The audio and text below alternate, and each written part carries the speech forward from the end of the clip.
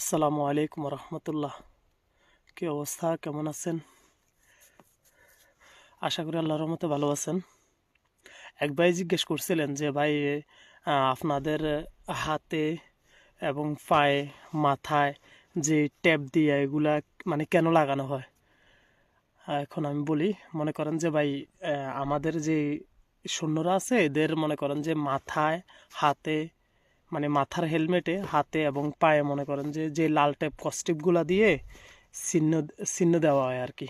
যে মনে করেন যে আমাদের সতীর্থরা যেন চিনতে পারে, বুঝছেন? এই জন্য মনে করেন যে যে মনে করেন যে আমাদের সহযোদ্ধা এই চিনার জন্য এরকম মনে করেন যে ট্যাপ লাগানো হয়। আর যে বিপক্ষ শত্রু বাহিনী আছে তাদের মনে করেন যে নীল ট্যাপ দেওয়া হয় মাথায়, হেলমেটে, হাতে, পায়ে নীল ট্যাপ দিয়েই মনে করেন যে এরা চিনার জন্য।